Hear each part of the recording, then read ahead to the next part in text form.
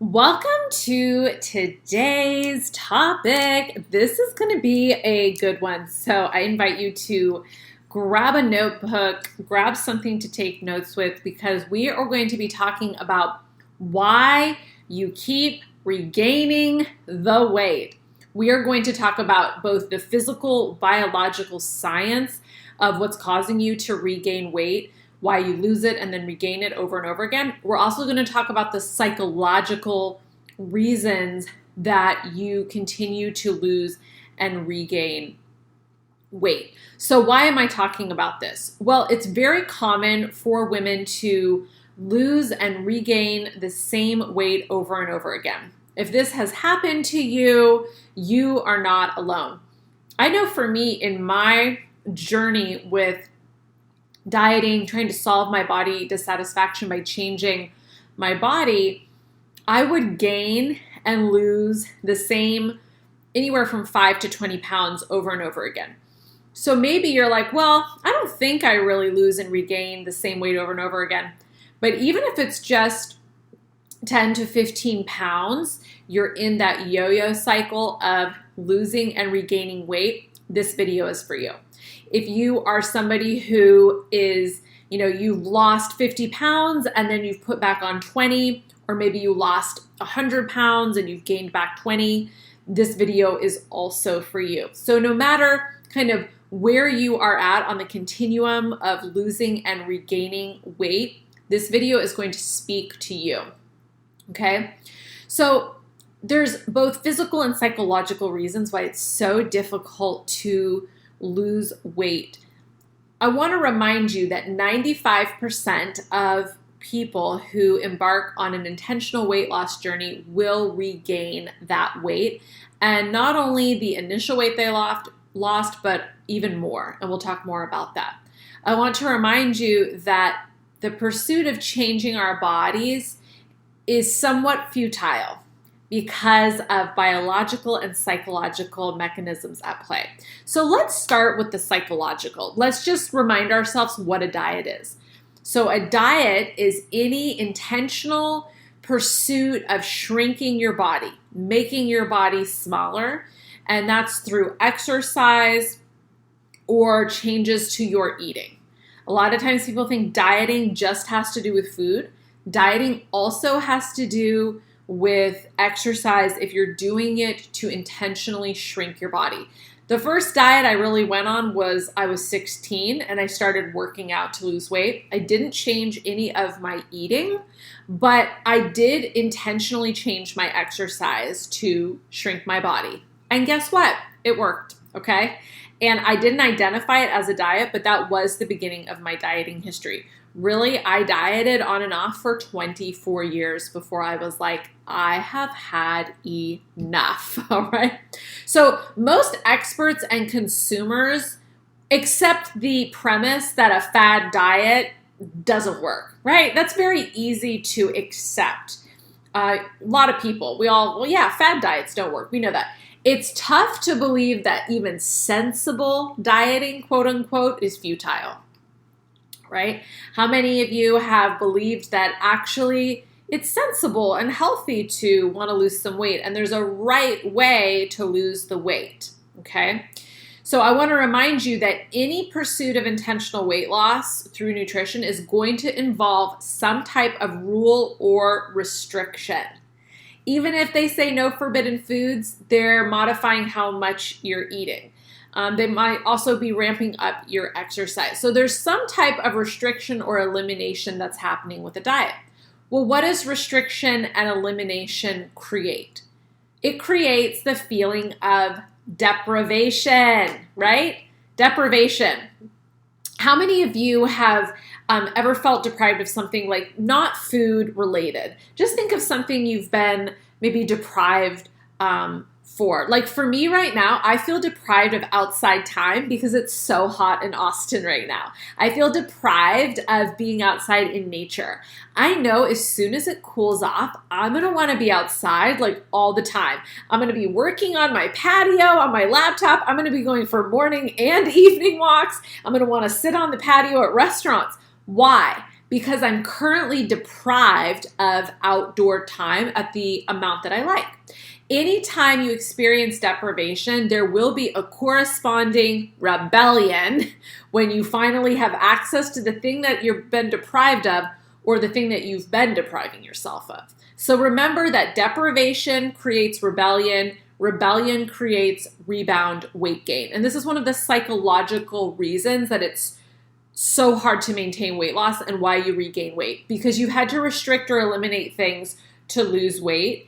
And then when you take off those restrictions, you will rebound and tend to go even harder. Post-dieting binges occur in 49% of people who end a diet. 49% of people who end a diet will engage in a post-dieting binge. Yet no one tells you that's a warning sign. Like Noom doesn't have a warning label on their app that says, 49% of you will engage in a post-dieting binge. Weight Watchers doesn't have a warning label that says that, okay? And that's because we all want to live under this illusion that we can change our bodies and pursue some external thin ideal and maintain that. And we all have to come to accept that we have a unique genetic blueprint, we have a unique body shape that is ours, that we will maintain throughout life by eating intuitively and moving our bodies in ways that work for us, that we enjoy, okay? I want to also remind you that 35% of dieters will progress to disordered eating, and another 30 to 45% of those dieters will progress to a full-blown eating disorder. Again, like no one's putting that as a warning label on their program or on their app or whatever, right? I want to remind you also that dieting creates psychological stress on you. So remember that dieting is a form of short-term starvation. There's a lot of well-documented studies on the both physical and psychological effects of starvation. One of the best studies was done by Ancel Keys after World War II with conscientious objectors. And he studied how even just a moderate calorie restriction on otherwise normal, healthy men, both physically and psychologically, created like dramatic changes in their mental health, their cravings for food, their obsessive thinking around food, etc. So I want to remind you that engaging in dieting is a form of stress on your body. You are giving your body less fuel than it needs or burning off more, and you're doing it in a way that is not intuitive. Look, I don't have anything against weight loss. Like if you take up a walking habit and you love to walk and it's just it becomes a natural part of your life and you happen to lose 5 pounds or 10 pounds doing it, cool. But like, I don't want you to be actively pursuing intentional weight loss. I want you to be learning how to eat intuitively, take care of your body, move your body, nourish your body. Nourish doesn't just mean eat kale either, y'all. Nourish means having a cupcake with your friends, or going out to tacos with your boyfriend, right? Or going out to Indian food with your fiance like I did. Nourishment isn't just physical. Nourishment is also spiritual and emotional and relational and mental. And we need to get away from this reductive way of thinking around food that's just about nutrients in and then I'm nourished. That's not how it works, okay? Now, that psychological stress of eating can eventually cause overeating. Who here has coped with stress through eating? I know I have. Well, dieting is creating stress, and stress can trigger overeating. So the very thing that you think you're doing to help yourself is actually creating more overeating and rebound weight gain, okay? Also, the perception of breaking a food rule can lead to overeating. When you are engaged in dieting, you become indoctrinated into the rules and regulations of that specific diet. So for example, if you tracked macros, which is what I used to teach, there were rules like stay within this certain amount of your macro target. So then if my clients didn't follow that rule or guideline, they would experience guilt. They would experience that they failed, and then they would experience guilt. If you're keto, okay, the rule is no carbs, or your carbs are less than, 30 grams a day. So if you eat 80 grams of carbs that day, you experience that you failed, and that can trigger guilt. A lot of you tell me that you struggle with food guilt. Food guilt is a result of feeling like a failure because you broke a perceived rule. All right. So when you break a perceived rule, that mere perception of breaking the rule can trigger overeating. All right. So I want to remind you that for you to lose weight, to pursue intentional weight loss and change the way your body currently is going to require you to go against your natural lifestyle preferences and your natural eating preferences. If you have been athletic since, year 8, you were on the swim team and you played sports and you've just always been athletic, and then you were athletic during college and that's just who you are, that's your natural lifestyle preference, you're going to have a physical form that is, commensurate with that. If you are somebody who's a bookworm and you don't ever like to go outside and you like to just lay on your couch and read books and watch Netflix and bake, nothing wrong with that, but that natural lifestyle preference is going to give you a certain type of body, okay? So it's important that you understand that to lose weight, to change your current body, is going to require you to change your natural lifestyle and food preferences, okay? Whatever method you use to lose weight, you are going to have to maintain. So it better be something that you like to do. Otherwise, you're going to regain the weight. So for me, I love to walk. That is something that I love to do. I don't do it to lose weight. I do it because I just get so much pleasure from walking in the morning. It's good for my mental health. It's good for my emotional health, my spiritual health. I get vitamin D, right? I love to walk. Well, walking every day is going to affect my physical form a certain way.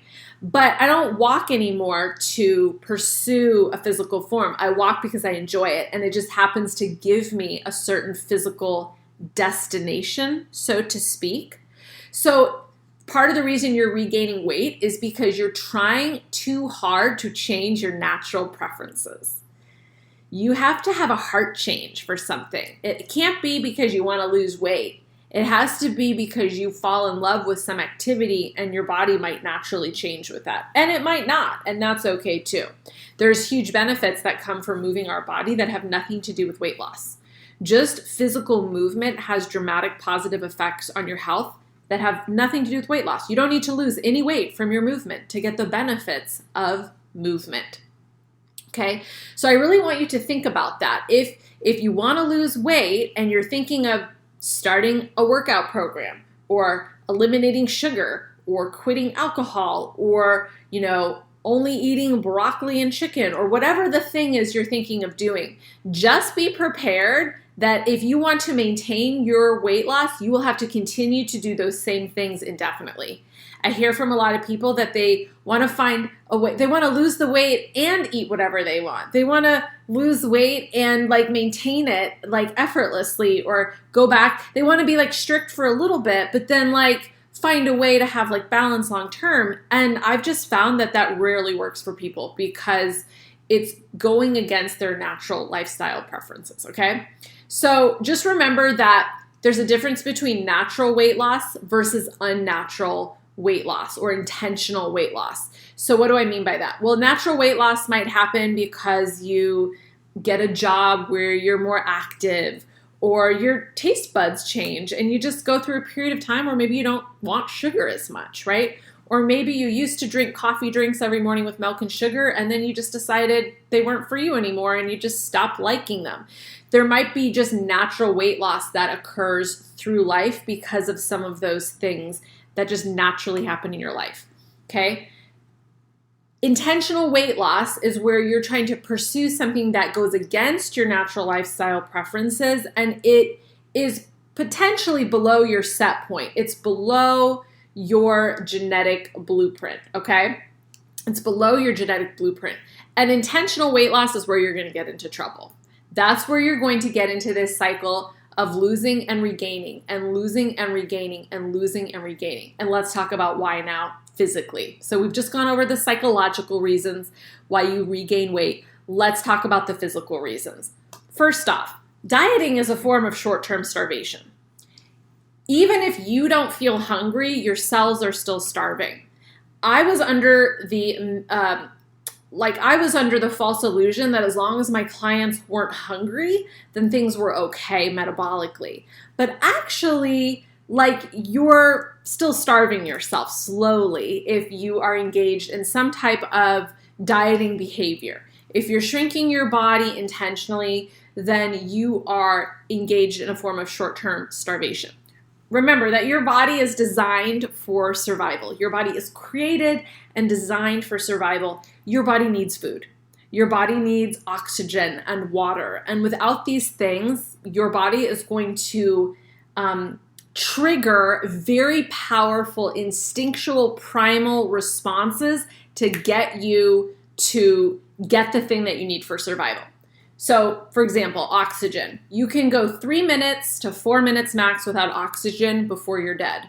So, if you were trapped underwater, what's going to happen? Your body is going to be like going like this. You're going to be trying to get to the surface. You're going to be fighting and doing whatever you can to get where there's air, right? That becomes primal and something that you just can't even control. Let's say that you can't find water, all right? You can go 3 days without water before you die. So you can't find water. Well, what do you think's going to happen? All you're going to be focused on is getting water. You're going to find a dirty stream and you're going to drink the water. You don't even care that it's dirty. You're going to search for water. You might even drink your own urine, which has happened to survivalists who are without water. You will be driven to do whatever you need to do to find water. So it's the same thing with food, y'all. If you go through some type of short-term starvation, whether it's intentional, like you did it to yourself, which is a diet, or it happened to you because of food scarcity or some other issue where you didn't have access to food, you will start to experience a biological primal drive to seek food.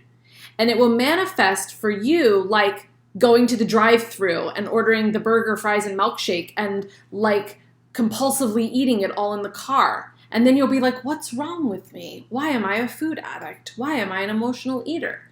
No, your body is having a primal biological response to the deprivation that you engaged in. And remember, there's both short-term deprivation and chronic deprivation, and you can actually have overeating episodes for years after even finishing a diet.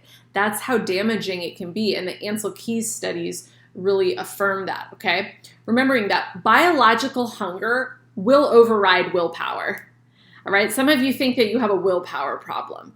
Biological hunger will override your willpower. It will override dieting rules, all right? And you'll experience what feels like out of control ravenous eating, but it's really your body just trying to get you back to equilibrium, okay? When you're underfed, you will obsess about food. Have you experienced this? You've been on a diet and all you want to do is bake. Maybe you bake for other people. Maybe you organize potlucks at work. Maybe you watch the Food Network. Maybe you pin recipes. How do I know all these things? Because I've done all of them. I thought I was just a foodie. I didn't think I was obsessed with food. Now I understand that the dieting behaviors that I was engaged in were driving food obsession for me. And that manifested like I wanted to organize potlucks at work every week. I once actually had one of my bosses say something about it to me like, hey, like let's not focus so much on the potluck today. Like we have work to do. Y'all, I was like that obsessed with like organizing a potluck because for me that was like the one chance to eat a bunch of foods that I didn't allow myself to eat regularly, right? I would come home and watch the Food Network and like obsessively watch very rich foods being cooked. I even started a meal prep business where I cooked for other people. You guys, this is what happens when we engage in dieting. We become obsessed with food because we're underfed. I never thought or related to myself as underfed because I, didn't feel, I was like, I'm not anorexic. I eat like regularly throughout the day. I eat if I'm hungry, but I was still not ingesting enough calories for my body's unique genetic blueprint and my activity level. I've discovered that my body's set point is a little bit higher than like my thin ideal. But I'm so much healthier and happier in a slightly larger body for my set point. because I'm actually feeding myself. My body's actually getting the fuel that it needs, okay? So I want you to think about if you've experienced obsession with food, there's a chance that you are being underfed either in the short term or you've experienced a history of dieting. Remember, physically, each diet teaches your body to adapt better for the next self-imposed famine. A diet is a form of famine, y'all. It's a short-term famine, but you are imposing that on yourself. And that diet is triggering your body to metabolically adapt. How does it do that? Well, a couple things happen. Low-calorie diets actually double the number of enzymes that make and store fat in the body. Have you ever noticed this? You go on a diet, you lose the weight, you regain weight, you regain even more weight. What is going on? You feel out of control now. It feels like it's getting away from you. Well, metabolically, your body is trying to course correct. Your body has increased the number of enzymes that make and store fat. So when you are finally eating, it's going to try to store as much of that fuel because it's preparing for the next famine. All right? Your diet is your self-imposed famine. Okay? Another thing is dieting lowers metabolism. It lowers the amount of fuel that your body needs to get by. Your body gets more efficient, actually. It's like a car, okay? It gets more efficient over time, right? The technology of cars, it's getting more fuel efficient. It's like your body gets more fuel efficient over time. It needs less fuel to go further because it's adapted to the short-term starvation, okay? Another thing that dieting does is it triggers binges and cravings. Both humans and rats will overeat after chronic food deprivation. So if you experience overeating episodes, that has to do with that history of chronic food restriction. Another thing that dieting does is it actually warps your satiety cues. So satiety means fullness, your ability to feel fullness in your body. Dieting actually disturbs your ability to feel your fullness. It also disturbs your ability to feel fullness well because you have gotten disconnected from your body. You don't trust your body to tell you. Like if you're not hungry for 8 hours, you don't trust that. But if you're hungry after an hour after eating, you also don't trust that. You do not trust your body to tell you when you're hungry or full, and that can lead to overeating because you're disconnected. You don't even know what fullness feels like, so you eat and eat and eat because you don't actually know how to tune in and feel that fullness. Another physical reason that you regain weight is because of a chemical called neuropeptide Y, which is produced in the brain, and this chemical drives you seeking carbohydrates as fuel. Remember, the brain only functions on glucose, which is the broken down form of carbohydrate. And so food deprivation or under eating carbohydrates specifically will drive NPY into action, okay? It will drive neuropeptide Y into action, which can lead to a higher carb binge meal, right? Have you ever noticed that where you just feel uncontrollable around carbs? You're just like shoving the crackers in your mouth, or you're like, I need a bagel and then I need cereal and then I need fruit, okay? This is probably because you are triggering NPY in your body and your body's pushing you to eat those carbohydrates. Your NPY levels will naturally be highest in the morning because you've just come off an overnight fast from sleeping. So this is why it's so normal to crave carbohydrates in the morning. This is why it's normal to want to eat cereal and toast and fruit. I remember that once I got exposed to dieting messages, I started to doubt that I should eat as many carbs as I craved in the morning. I was like, oh, I need to have protein at every meal in the morning, right? And one thing I've discovered is I do feel good with protein, especially at my second breakfast. But personally in my body, and everybody's body is unique, that's what intuitive eating is about. But personally for me, what I discovered is I often want quite a lot of carbs first thing in the morning. I want carbs when I first wake up and pretty much just carbs. Like I want granola or cereal or fruit. Those are my favorite things to eat first thing in the morning, or toaster waffles. Sometimes a yogurt, all high in carbohydrates. Later in the day, I crave more protein, okay? And this makes sense because NPY levels are at their highest when you wake up.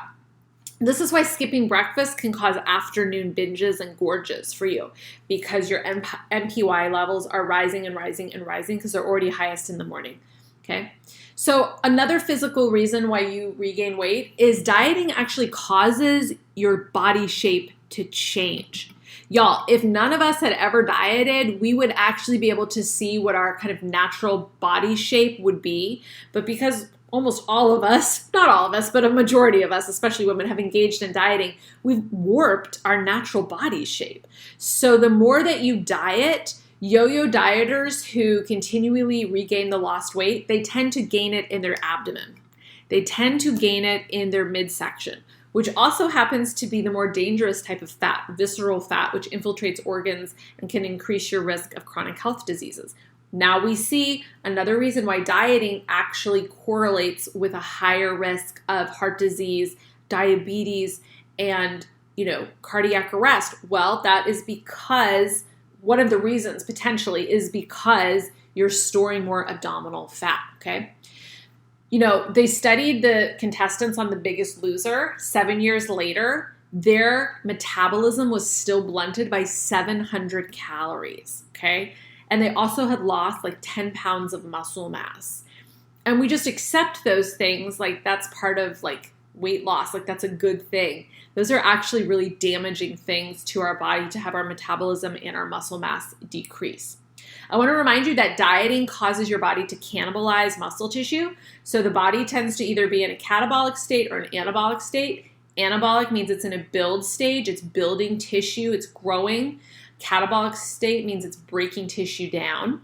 And a catabolic state tends to, in general, not be a great thing for your body, right? If you're sick, if you're anorexic, if you have AIDS, like those are wasting type of diseases where your body's catabolizing tissue. And when you diet, you don't take in enough fuel. You don't take in enough carbohydrates for your activity. Your body doesn't just metabolize fat. No, your body breaks down muscle tissue because it's accessible and easier for your body to break down protein into glucose molecules. It does it through a process called gluconeogenesis, okay, which basically means new sugar created. And your body's breaking down muscle tissue to do that. I've personally experienced this in my dieting history where I wasn't eating enough. I was doing CrossFit. I lost weight. I was so stoked that I lost the weight. I also lost 3 pounds of muscle.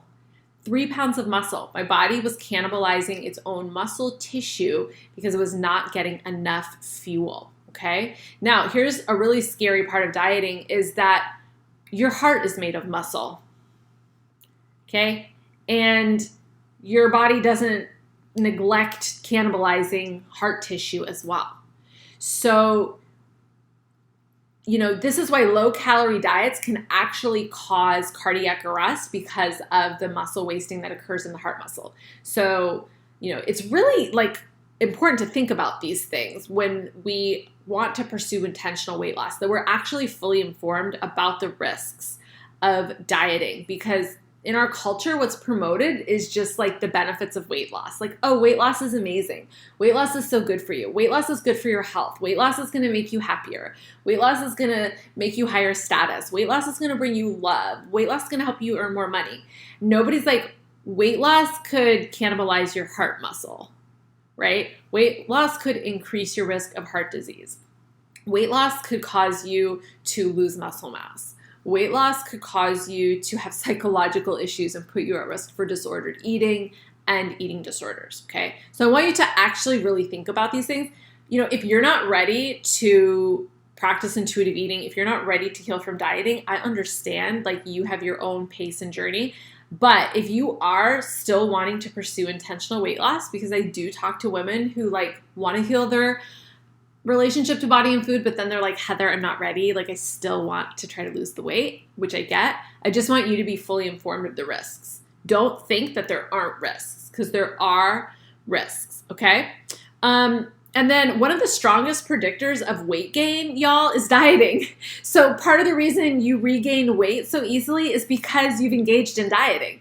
Dieting itself is a predictor of weight gain. A team at UCLA actually reviewed 31 long-term studies, and they found that up to 2/3 of people who lost weight regained more weight than they lost. 2/3, up to 2/3, you guys.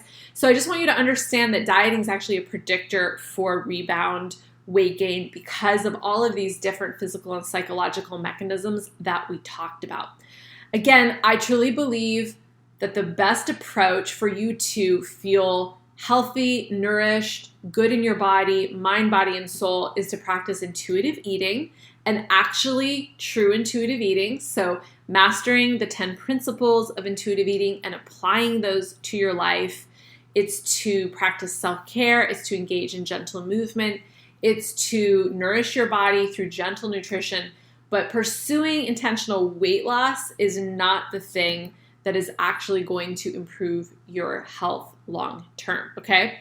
So just remember, the more you diet, the greater the risk of gaining weight increases. The more you diet, the greater the risk of gaining weight increases.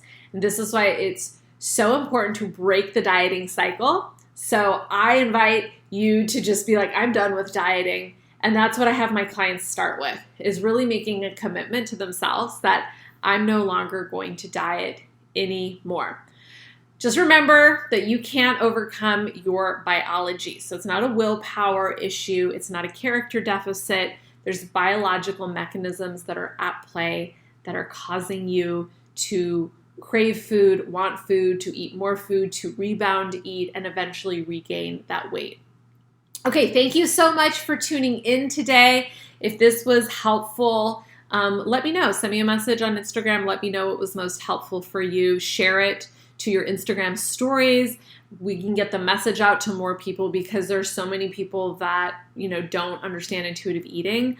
And I'm really on a mission to help more women understand how to actually have a healthy relationship with body and food. Okay, thanks for tuning in, and I will talk to you again soon.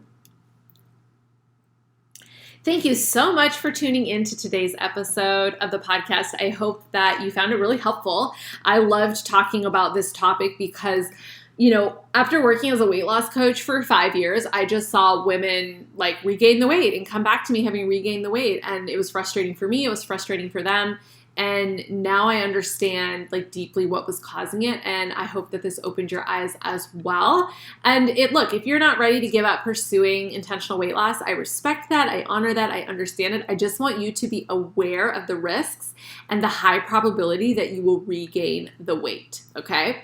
So I truly believe a better way to find your set point, to find a maintenance place, to actually find something sustainable is to learn and master the 10 principles of intuitive eating and ditch the scale and ditch focusing on intentional weight loss. If this sounds like something that would benefit your life and you want to explore it more, then book a call via the link in the description box below. We'll chat for 20 to 30 minutes about your unique situation and really find out if my program, Body Attunement, is the next best step for you. Thanks for tuning in, and I will talk to you again soon.